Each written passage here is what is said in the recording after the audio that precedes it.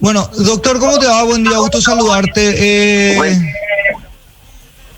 Queríamos hablar de la situación de INERAM, de cómo estamos. Bueno, estamos muy críticos, ¿verdad? Estamos con ocupación total de camas de pacientes críticos, con ocupación casi total de camas para internados no críticos, digamos, es decir, los pacientes con COVID leve, moderados que están en sala, tenemos muy poco lugar. Afortunadamente, en esas áreas la internación es más dinámica porque tenemos altas diarias prácticamente y entonces se generan de vuelta nuevas camas, ¿verdad? Pero sí, donde está más exigido el sistema es en los pacientes críticos, donde sí los pacientes que ingresan allí tardan más tiempo en salir o se habilitan de vuelta a cama cuando lastimosamente fallece otra persona, ¿verdad? Es la situación que estamos viviendo ahora, que la dinámica de la patología hace que se liberen camas cuando hay altas o cuando hay fallecimientos, ¿verdad? Doctor, ya estamos en el momento en el que hay lista de espera para las unidades de terapia intensiva. Sí, ya estamos en ese momento. Todos los días ahí recibimos muchas llamadas pidiendo camas para terapia intensiva. Muchas veces son pacientes que no están pudiendo conseguir ninguna cama, y hay otros pacientes que están dentro del sistema privado que ya no pueden sostener los términos económicos de una internación prolongada en el privado, que lógicamente los costos son altísimos. Entonces llaman para pedir su traslado al sistema público, en este caso al INERAM, pero no tenemos cama disponible, entonces no es posible hacer este tipo de traslado actualmente. Todo lo contrario, generalmente es cuando se necesiten camas van a ir hacia el privado, pero con el convenio del Ministerio de Salud, ¿verdad? Donde el Ministerio se hará cargo de los gastos. Afortunadamente no fueron muchos los pacientes hasta ahora que necesitaron derivarse al privado, pero sí ya hubieron. Doctor, ahora en lo que tiene que ver con el tratamiento, estamos ya no hay un protocolo establecido, pero ya hay algunos indicios de cómo ir tratando y está bajando la tasa de mortalidad de los que están en terapia intensiva, por lo menos, si es que podemos decir que hay algo positivo en estos últimos tiempos de pandemia. Sí, creo que el tiempo que tuvimos para prepararnos, también no solo fue preparación edilicia, sino que también fue preparación en cuanto a los conocimientos. Y a medida que hay más pacientes, lógicamente mejora el entrenamiento y el conocimiento. Entonces se mejora muchísimo la atención. Hoy conocemos ya medicaciones que son útiles para disminuir la mortalidad, sabemos qué usar, sabemos qué no usar. Todavía hay áreas grises, lógicamente, en algunos pacientes que son justamente los que derivan en la fatalidad, pero se ha mejorado muchísimo. Hoy hablamos de que se redujo prácticamente la mortalidad del 90% que teníamos hace 2 o 3 meses, ahora una mortalidad del 40% en terapia intensiva y una mortalidad de aproximadamente el 10-12% en lo que es en general la internación.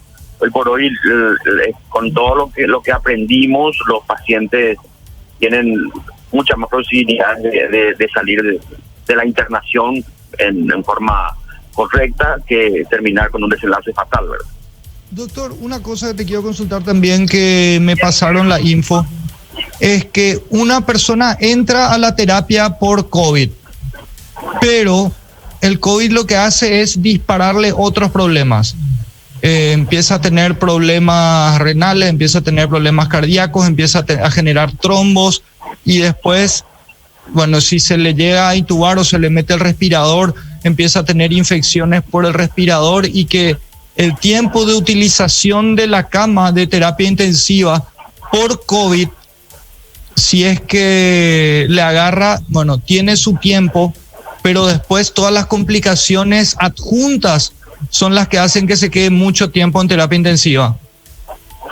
Sí, es así mismo. Es un promedio de internación de 3 semanas lleva un paciente crítico, y lógicamente la infección severa por la neumonía del COVID hace que con los días también haya eventualmente falla de otros órganos, y eso es lo que complica más cuando empieza a fallar el riñón, el corazón, aparte de lo que ya era lo del pulmón. Entonces esos son los pacientes que terminan complicándose y son los pacientes que fallecen, ¿verdad? Que fallecen ya con la neumonía por COVID, pero también derivado de otras complicaciones de fallo de otros órganos. Eso se llama falla multiorgánica, que se describe en lo que nosotros conocemos como sepsis, que la sepsis es cuando la infección no está limitada a un solo lugar, sino que se disemina a otras áreas, y esos son los pacientes lógicamente mucho más severos, donde la mortalidad es mucho más alta, y que son los pacientes que fallecen, son los pacientes que terminan con muchas complicaciones, que requieren mucho tiempo en terapia intensiva, en 3 semanas, algunos hasta más de un mes. Son pacientes que incluso los que llegan a salir terminan siendo complejizados con traqueostomía, con una recuperación posterior al alta que también va a ser muy prolongada. Entonces, sí, esta enfermedad es implacable y genera no solamente daño a corto plazo, sino que también daño a largo plazo. Porque hoy ya estamos viendo muchos pacientes que han sobrevivido al COVID, pero que también se quedaron con muchas secuelas, ¿verdad? Claro, que es lo que también hay que decir como llamado de atención para que la gente de alguna forma termine de tomar en serio esto y entienda que hay cosas que en este momento mejor no hacer. Hay que cuidarse, hay que mantener la distancia, usar el tapaboca, lavarse las manos. Es una ruleta en la que te puede tocar la bola negra, es una ruleta en la que no sabes cómo está preparado tu cuerpo para recibir a este virus. Te puede agarrar de una forma leve y hay grandes posibilidades de que así sea, pero también hay una posibilidad de que te agarre mal independientemente de tu edad, independientemente de que tengas o no enfermedad de base, porque también eso vimos, doctor, en todo este tiempo. Sí, y ese es justamente el principal problema, porque si bien hoy aprendimos mucho sobre la enfermedad, todavía esa área gris que te mencioné es justamente determinar qué paciente es el que se va a complicar y qué no.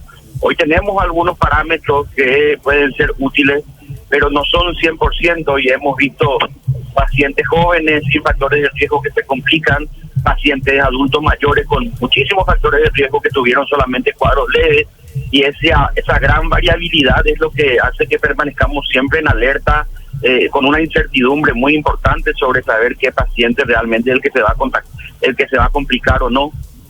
Como te digo, los predictores son predictores, pero no son 100% seguros, y ahí Y doctor, como siempre, muy amable con nosotros, te mandamos un gran abrazo, gracias por atendernos.